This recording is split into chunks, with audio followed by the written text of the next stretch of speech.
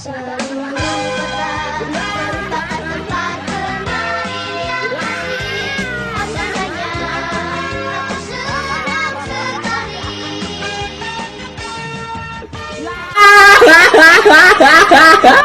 Assalamualaikum warahmatullahi wabarakatuh. Perkenalkan, nama saya Yuwadita Puspitasari, NIM saya 1761188.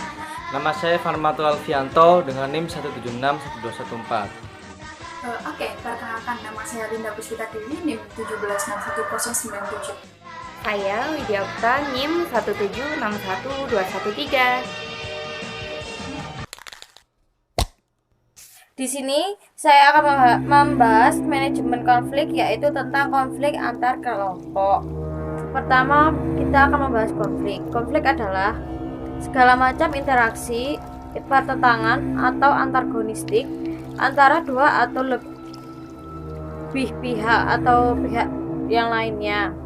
Kemudian pengertian selanjutnya, konflik organisasi adalah ketidaksesuaian antara dua atau lebih anggota atau kelompok-kelompok organisasi yang timbul karena adanya kenyataan bahwa mereka harus membagi sumber daya yang terbatas atau kegiatan-kegiatan dan atau karena kenyataan bahwa mereka mempunyai perbedaan status, tujuan, nilai atau persepsi.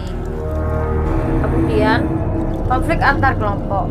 Konflik antar kelompok dalam organisasi yang sama karena terjadi pertentangan kepentingan antar kelompok. Konflik antar kelompok, konflik ini terjadi karena perbedaan kepentingan dan tujuan yang satu sama lain tidak ada yang mau mengalah. Biasanya konflik antar kelompok ini muncul karena ingin saling menguasai, yang mayoritas merasa lebih berhak menjadi pemimpin dan menentukan tujuan kelompok tersebut.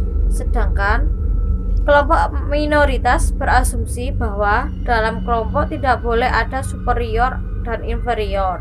Semua memiliki hak dan kewajiban yang sama, berhak atas perlakuan dan keadilan yang sama.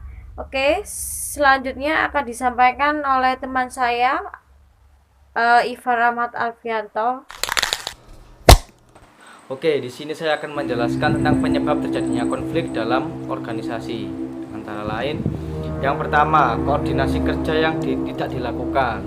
Dan yang kedua, ketergantungan dalam pelaksanaan tugas. Yang ketiga, tugas yang tidak jelas, maksudnya itu tidak ada deskripsi jabatan. Dan yang keempat, perbedaan dalam otorisasi pekerjaan. Yang kelima, perbedaan dalam memahami tujuan organisasi. Yang keenam, perbedaan persepsi.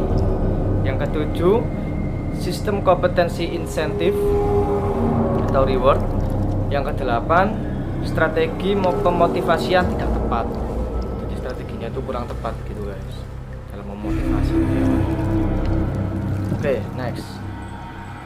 Akibat konflik. Nah, akibat positifnya itu untuk konflik yang timbul tetapi bisa diredam dan dikelola secara baik dapat melahirkan kritik-kritik membangun, cerdas, kreatif, dan inovatif demi kebijakan organisasi secara keseluruhan, baik jangka pendek maupun jangka panjang.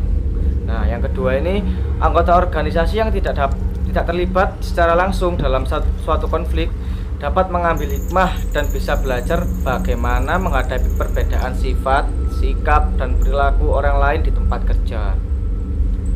Dan akibat negatifnya ini kita ambil ada 4. Yang pertama itu komunikasi organisasi terhambat.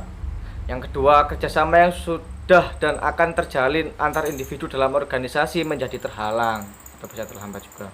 Dan yang keempat, aktivitas produksi dan distribusi dalam perusahaan menjadi terganggu. Nah, bahkan sangat mungkin dapat mengakibatkan turunnya omset penjualan dalam kurun waktu tertentu. Untuk yang keempat, masing-masing pihak yang berkonflik sangat rentan tersulut adanya situasi atau hal lain yang memancing kedua belah pihak untuk berkonflik lagi.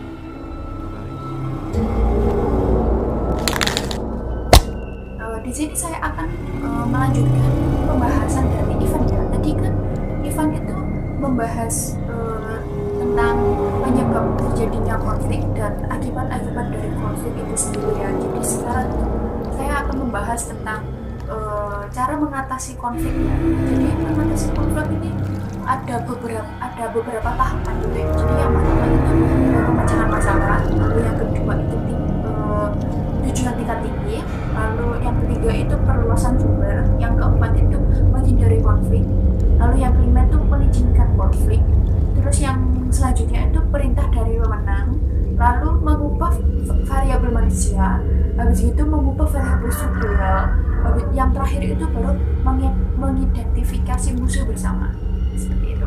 Jadi di sini ada contoh konflik antar kelompok ya, atau antar unit lah bisa dibilang. Jadi kayak konflik antara kelompok buruh sama pengusaha gitu ya. Yang terjadi itu karena punya perbedaan kepentingan di antara keduanya ya. Jadi kayak buruh itu menginginkan upah yang memadai gitu loh, tapi sedangkan pengusaha itu menginginkan pendapatannya besar. Jadi untuk dinikmati sendiri gitu, dan memperbesar bidang serta volume usaha mereka. Jadi contohnya itu seperti itu.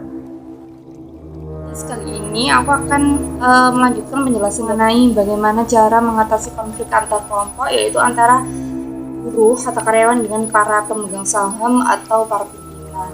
Di sini langkah penyelesaiannya itu ada beberapa langkah, yaitu apa yang diinginkan oleh para karyawan. Jadi kita sebagai seorang pemimpin hendaknya tidak hanya memikirkan yang pribadi saja atau kepentingan perusahaan saja, namun kita harus mengerti apa yang diinginkan oleh para karyawan. Kompensasi dan gaji yang diberikan harus sesuai dengan yang sudah diberikan karyawan tersebut. Nah, yang kedua adalah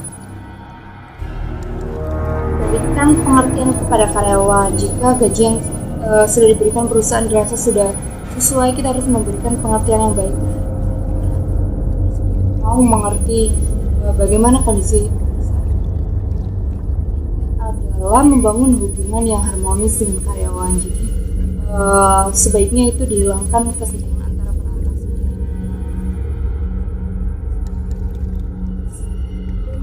Untuk perusahaan kedepannya akan menjadi lebih baik untuk bersama-sama membangun perusahaan yang diinginkan. Adalah memberhentikan karyawan